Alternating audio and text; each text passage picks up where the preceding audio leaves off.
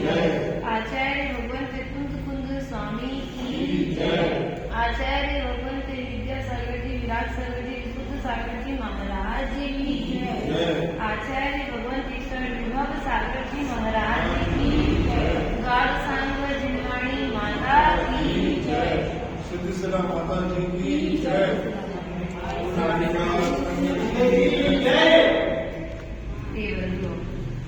यहाँ पर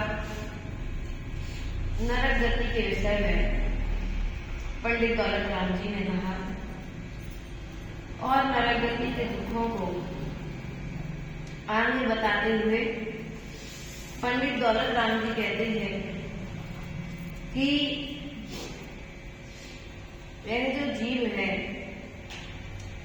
जब नरकों में रहता है तो असुर कुमार जाति नाम के जो देवी जब इनका आपस में झगड़ा कराते हैं, जब इनकी आपस में मारपीट होती है, उस मारपीट इतनी भयंकर इनकी मारपीट होती है कि इनके शरीर के लिए तिल तिल के समान टुकड़े कर दिए जाते हैं। लेकिन फिर भी बैक्टीरियल शरीर होने के कारण इनका शरीर पारे की तरह पुनः आकर के संकट को प्राप्त हो जाता है।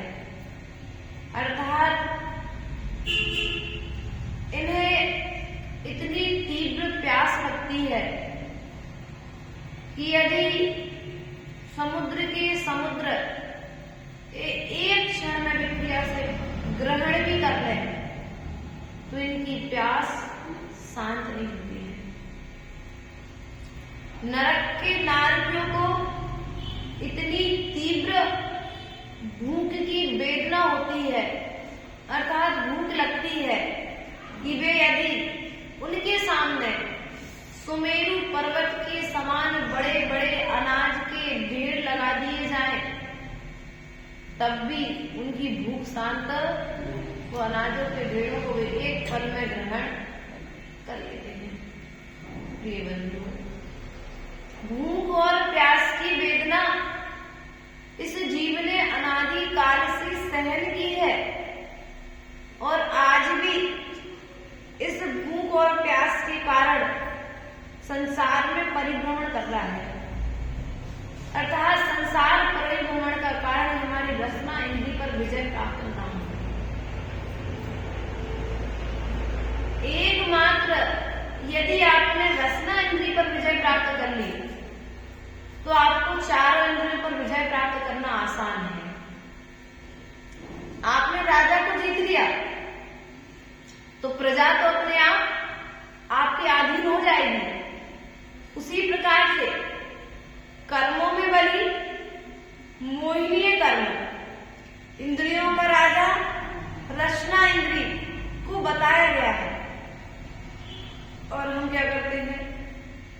आंखों पर विजय प्राप्त करना आसान है, कर्णों पर विजय प्राप्त करना आसान है, मुख पर अर्थात अपने ग्रहण इंद्रिय पर विजय प्राप्त करना आसान है, स्पर्शन इंद्रिय पर विजय प्राप्त करना आसान है। यदि कठिन है तो मात्र अपनी रसना इंद्रिय पर विजय प्राप्त करना। क्योंकि मन जो कहता है, मन जो चाहता है, आप तत्काल उस मन के अनुरूप, उस रसना इंद्रिय के अनुरूप उसे व्यसन प्रदान कर देते हैं, उसकी पूर्ति तत्काल कर देते हैं। तो वैसे में विजय कैसे प्राप्त होगी आपको? प्रिय बंधुओं, हमें विचार करना है, क्योंकि हमने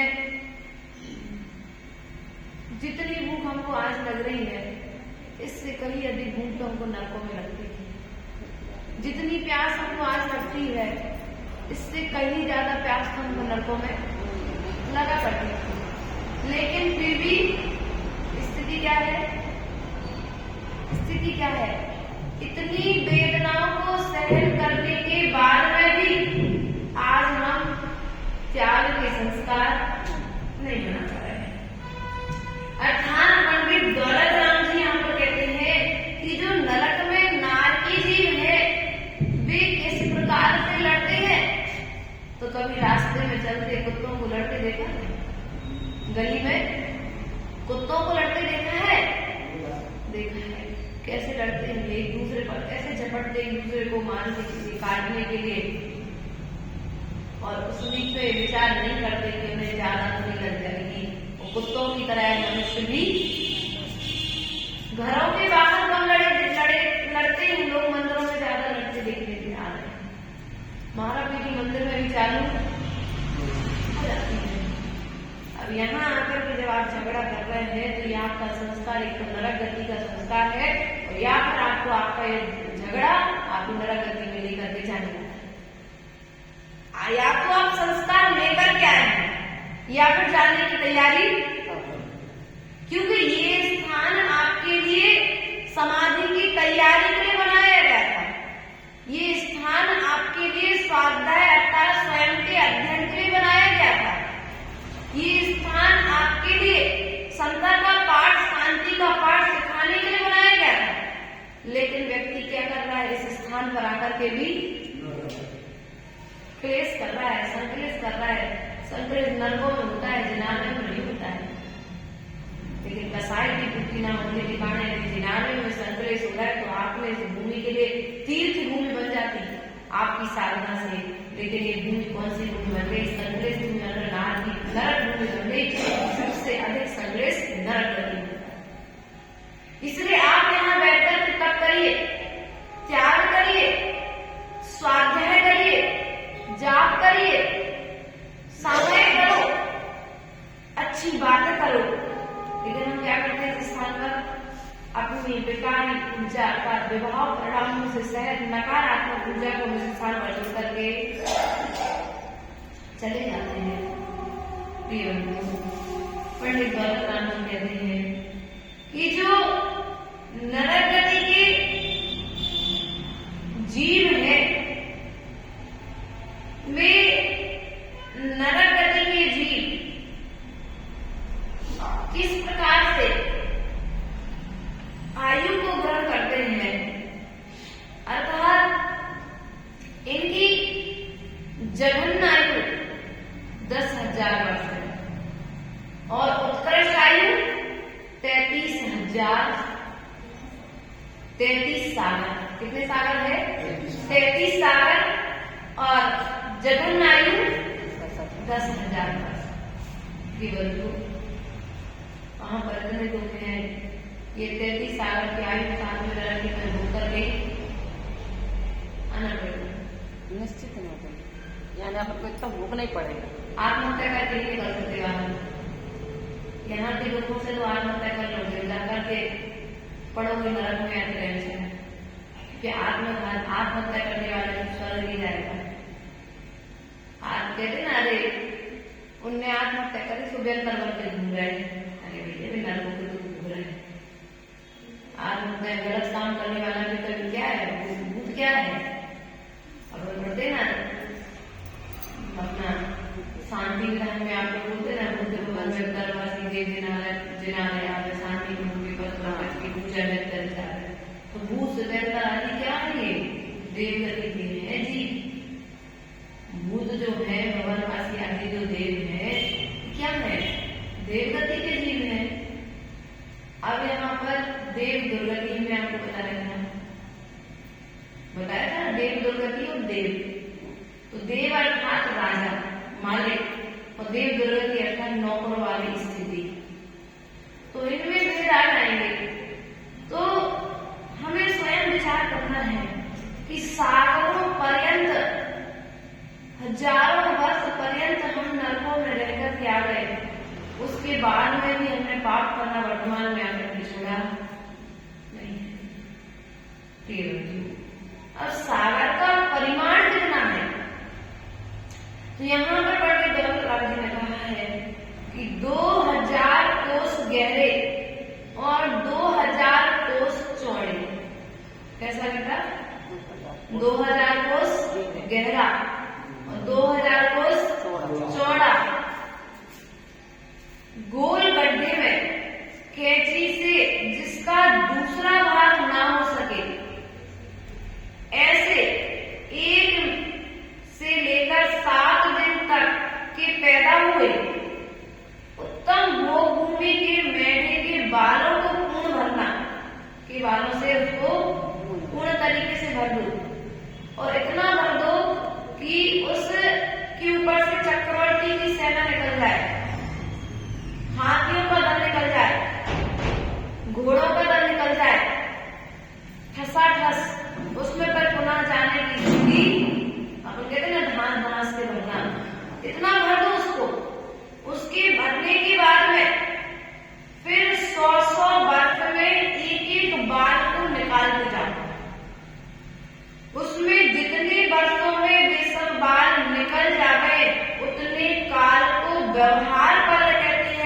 और व्यवहार बल से असंख्यात गुणा उद्धार बल होता है, उद्धार बल से असंख्यात गुणा अधा बल होता है। ऐसे 10 कोड़ा कोड़ी अधा बलों का एक सागर होता है। अर्थात 10 कोड़ा कोड़ी गुणे तो 10 कोड़ा कोड़ी बराबर अधा बलों का, अर्थात एक सागर का प्रमाण आया है। ये हमें स्वयं विचार करना है। ऐसे सागरों पर्यंत आयु, माधव ध्यान रखना, ऐसे सागरों पर्यंत आयु हम भूख करके आ चुके हैं और फिर भी आज मैं सोचकर नहीं है संभल लेती। आज संभलने का मौका मिला है। मनुष्य गति में हम सब कुछ कर सकते हैं। जो काम हम प्रेम की गति में नहीं कर सकते थे, जो कार्य हम मनुष्य देव गति में नहीं कर सकते थे, जो काम हम नरक गति में नहीं कर सकते, वह कार्य हम मनुष्य गति में कर सकते हैं। लेकिन फिर भी हम आलस, प्रमाद और इंद्रियों के दास होने के कारण पुरुषार्थ नहीं करते हैं। अपने राग द्वेष मोह के कारण हम पुरुषार्थ नहीं करते हैं। कुछ लोग ऐसा समझते हैं पंचम काल में साधु नहीं होते, सो वे साधना तो करते हैं लेकिन संयम को पुरुषार्थ नहीं करते। कई लोग इसलिए नहीं करते पुरुषार्थ कि हमारा शरीर हमारा साथ नहीं देता है। भैया शरीर ने कभी किसी का साथ नहीं दिया। तुम्हें शरीर से साधना के योग को जैसा उसे ढालो तो वैसा बन जाएगा। शरीर से साधना करना चाहोगे, शरीर तुम्हारा साथ देना चालू कर देगा। लेकिन शरीर पहले साथ दे, बाद में हम साधना करेंगे, क्योंकि जब तुम साधना करोगे तो तुम्हारा पुण्य भी लो। जब पुण्य बढ़ेगा तो तुम्हारे अंदर उपास करने की, एकासन करने की, नीरस करने की, रसी करने की शक्ति आ जाएगी। प्रिय बंधुओं, स्वयं विचार करना है। उन नरक के नारकी जीवों के लिए कौन कौन से दुख होते हैं? तो यहाँ पर कहते हैं नरक के नारकियों के लिए असुर कुमार नाम के जो देव होते हैं, आपस में जो लड़ाई करवाते हैं, झगड़ा करवाते हैं, ऐसे असुर कुमार देव संबंधी उनको दुख होते हैं। दूसरा, उनके लिए शारीरिक दुख होता है, उनका शरीर उनके लिए दुख का कारण होता है, मानसिक दुख होता है उनके लिए। और तीसरा क्षेत्रगत, क्योंकि नरक में तो ऐसा कोई भी स्थान नहीं है जहां पर दुख स्पर्श मात्र से, उस भूमि के स्पर्श मात्र से तुम्हारे लिए जब 1000 बिच्छुओं के डसने का दुख हो रहा है तो उस भूमि पर भी जीव कितने दुखों को सहन करते होंगे, विचार करना है। और 5वां जो नार की कृत दुख के लिए, अब ये जो नारकी होती है उनमें नारकी असुर कुमार नाम के जो देव है वे किस प्रकार से दुख देते हैं? तो ये जो जीव है जो झूठ बोल करके जाता है, जिनका आजकल हाथ में मोबाइल की डिब्बी है, आज ऐसे बोलते हैं मोबाइल की डिब्बी शब्द बोलेंगे लेकिन झूठ बोलने में ज्यादा उपयोग करते हैं। भैया आ रहे कि नहीं आ रहे? आप इस मोबाइल से सत्य कितना बोलते हैं? विजय दादाजी को पारसनाथ जिलाने जाना था, मीटिंग बैठी थी, दादाजी का इंतजार कर रहे थे सब लोग, बार बार फोन आ रहे थे। दादाजी एक बार फोन उठाया, मैं आ रहा हूँ। दूसरी बार फोन उठाया, बोले दादाजी कहाँ पहुंचे? बस मैं रास्ते में हूँ। तो बैठी कहाँ पर है? घर पर। अभी घर पर बैठे बोले रास्ते में ही हूँ। आदि आदि प्रकार से दीदी, आदि आदि प्रकार से हम क्या करते हैं? मोबाइल के माध्यम से श्राप को ध्यान रखना, इससे चाहो देखो, हंसी में बोलो चाहे मजाक में बोलो, झूठ तो झूठ है, तुम्हें कानों से बांधने वाला। इसलिए इस मोबाइल से तुम इसे अपनी साधना का साधन भी बना सकते हो और चाहो तो इसे नरक निरोध का कारण भी बना सकते हो। तो जो असुर कुमार नाम के देव होते हैं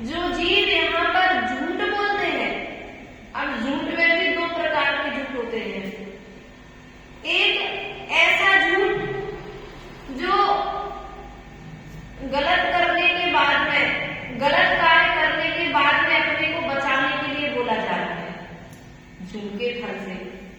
और दूसरा झूठ वो जो दूसरे को फंसाने के लिए बोला जा रहा है।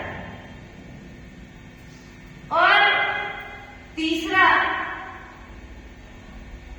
स्वयं भी बच जाए और सामने वाले का जीवन भी बच जाए। ये बंधुओं, ध्यान रखना है, जो असुर कुमार नाम के देव होते हैं, ऐसे झूठ बोलने वाले श्रापों के लिए उनकी जीभ पर चाकू आदि से अर्थात औजार को कोई देवी विक्रिया से बन जाते हैं, सब औजार होता है। और वे इस प्रकार से जीभ का छेदन देना कर देते हैं, जीभ में कीलों के माध्यम से उच्च देते हैं, झूठ बोलने का फल वो वक्त। अब तुम्हें यहाँ पर रचना मिली, तुमने खूब इन हाथों से दूसरों की हिंसा की है ना, खूब बलि चढ़ाई है, खूब दो लोगों के लिए घात दिया है। तो नार की जीभ वहां पर पहुंचते हमारे नारों को सामान्य तरीके से नहीं काटते हुए भी अपनी विक्रिया करके हमारे शरीर को कील देते हैं, कीलों की वेदना देते हैं। हमने रोज और हिंसा करके अपने सदस्यता इंद्री के वसीभूत होकर के जीवों का घात करके उन्हें तल करके खूब खाया है। सो वे असुर कुमार जाति के देव तुम्हारे लिए वहां पर कढ़ाई में विक्रिया करके तुम्हारे लिए कढ़ाई में जैसे पूरी तलते ना, ऐसे वे जीव तुम्हें कढ़ाई में डाल करके तलते हैं। यहाँ पर जो वर्तमान में वैश्यगमन, परस्त्रीगमन, विवाह के बाद में भी अपनी स्त्रियों को छोड़ करके अन्य स्त्रियों के विषय में विचार करते हैं, उनके साथ में आवरण मैथुन सेवन आदि करते हैं, तो वहां पर वे देव लोहे की गरम गरम पुतलियां बना करके उन्हें पुतलियों के साथ में आलिंगन कराते हैं। इसलिए प्रिय बंधु, हमें नरकों में जाकर के दुखों को ना भोगना पड़े। सो यहाँ पर हमें पाप की क्रिया, आप यहाँ पर व्यसन करते हो ना, यहाँ पर शराब पीते हो ना, वहां पर भी तुम्हारे मुख में गरम गरम लोह पिंड को पिलगा करके तुम्हारे गर्दन से अगर तुम्हारे मुख से डाल दे, पियो मदरा पी ली थी ना। इसलिए प्रिय बंधु, ऐसा कोई काम मत करो कि तुम्हारे नरकों में जाकर इस तरह की वेदनाओं को ग्रहण करना पड़े, तुम्हें वहां जाकर के वेदनाओं को प्राप्त करना पड़े। क्योंकि हम वेदना और वेद इन दोनों को छोड़ने के लिए मनुष्य पर्याय में आए हैं। इन दुखों से हम आज हमारे पास बुद्धि है, मां जीवाणी का आश्रय हमको मिला है, तो हम पुरुषार्थ करें स्वाध्याय के बल पर दुख को झेलेगा, समता पूर्वक उसे सहन करने का। क्योंकि जो आज सहन कर लोगे, कल तो मैं वो झेलना। प्रिय बंधु, मेरा जीवन मेरे सुधार के लिए है, पर के सुधार के लिए नहीं है। लेकिन मैंने अपना जीवन अपने सुधार के लिए ना उपयोग में करके पर के सुधार में लगा दिया। और फिर जब जाकर के नरकों में गिरे, वहां पर फिर चीखी चिल्लाए, बस एक बार मुझे मनुष्य मिल जाए, एक बार मुझे मनुष्य गति में जाने का मौका मिल जाए, मैं संयम को धारण करके मोक्ष मार्ग की साधना प्रारंभ। लेकिन यहाँ पर जब मनुष्य आयु मिली तो व्यक्ति की मान्यता क्या बन गई कि घर, वैभव, परिवार, संपत्ति, पैसा भोगने के लिए मिला है, हम नहीं भोगेंगे तो कौन भोगेगा? हमने इतना पुरुषार्थ करके कमाई की है, इतना बड़ा मकान बनाया है, यदि हम इस मकान में नहीं रहेंगे तो कौन रहेगा? चक्रवर्ती 6 खंडों पर विजय प्राप्त करता है, लेकिन उसका विजय प्राप्त करके छोड़ने में एक क्षण नहीं लगता उस चक्रवर्ती के लिए, क्योंकि उसे संपत्ति से राग, उसे अपने स्वयं से राग है, अपनी आत्मा से राग है। आज मुझे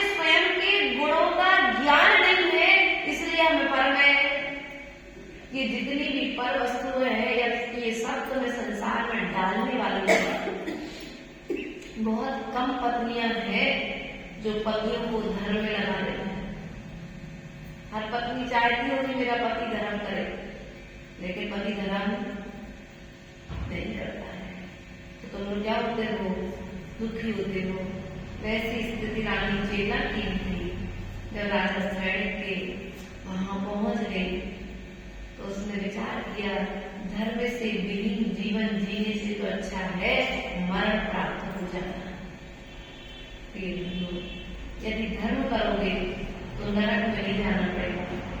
पर अपने बात को बोलते हैं ना, निर्माण स्थिति की बात है, धर्म करत संसार सुख, धर्म करत निर्माण, धर्म पंथ साधे बिना नर त्रियंजन समान। यदि ये मनुष्य होकर के धर्म नहीं कर रहा है तो किसके समान है? आप मनुष्य होकर के यदि धर्म नहीं कर रहे हैं तो त्रियंज के समान आपके लिए धर्म करत संसार सुख, संसार के समस्त सुखों की प्राप्ति किससे होगी? मात्र एक। लेकिन हमने धन के लिए किसे छोड़ा सबसे पहले? बोलो तो। लेकिन धर्म की कई स्थानों पर ऐसा देखने में आने लगा है, आज धर्म के लिए भी व्यक्ति ने धंधा, अब धर्म के लिए जब तुमने धंधा बना दिया है तो ये धंधा भी तुम्हें नरकों में जाकर के भोगना। मंदिर की संपत्ति के साथ लोग खिलवाड़ कर रहे हैं, मंदिर की संपत्ति के लिए कहीं अपने यूज में ले रहे हैं। आज ट्रस्टियों की लड़ाइयां हो रही है, मंदिर में अध्यक्ष पदों की लड़ाइयां चल रही है। किसके कारण? मात्र पैसे के कारण। बल्कि व्यवस्थाएं आपको व्यवस्थित रखने के लिए बनाई गई थी, आप अव्यवस्थित हुए हैं। आपने मंदिर के घर के साथ में, निर्माण के साथ में आपने धोखा किया है और वहां नरकों में पहुंच करके आपको नारकी की अच्छे से धोएंगे। जैसे कपड़े धोता है धोगी, ऐसे वहां पर पहुंच करके निर्माण का भोग करने वाले जीवों के लिए नारकी धो देंगे अच्छे से। तुमने समाज के लिए गुमराह करके उनके धन का दुरुपयोग भी किया है, तो अब तुम भोगोया। इसलिए जीवन हमें दुखों से बचना है, नरक गति के, तो हम प्रयास और पुरुषार्थ करें, संयम को धारण करने की संस्कार आज से बनाए, अपने इंद्रियों पर विजय प्राप्त करने का पुरुषार्थ आज से प्रारंभ करें। क्योंकि कल का कोई भरोसा नहीं है। मानवता रूप में तो त्याग करने का पुरुषार्थ मन से तो त्याग करे, और जब मन से त्याग होगा तो तन से त्याग करने में समय नहीं। आज व्यक्ति तन से तो त्याग कर देता है लेकिन मन से त्याग नहीं कर पा रहा है। और बल्कि त्याग के क्षेत्र में मन और तन दोनों तरफ से त्याग होना, क्योंकि कर्म की निर्जरा तभी होगी जब दोनों तरफ से त्याग होगा। हम कहते पूर्ण रूप से यदि कर्म की निर्जरा करनी है तो त्याग करने के पुरुषार्थ, त्याग करने के संस्कार आज से बनाओ, तब कहीं जाकर के तुम्हें मनुष्य गति के फलों की प्राप्ति होगी। अर्थात मनुष्य गति का फल क्या है? चारित्र है, और चारित्र का फल क्या है? निर्वाण पद की प्राप्ति है। तो हम इस मनुष्य पर्याय से निर्वाण पद की तैयारी तो करेंगे, लेकिन नरक गति की तैयारी नहीं करेंगे। इन्हीं भावनाओं के साथ में बोले परम पूज्य आचार्य विभव सागर जी महाराज की पूजनीय आगमन समस्त श्री माता जी की जय, समस्त अर्का संघ की जय।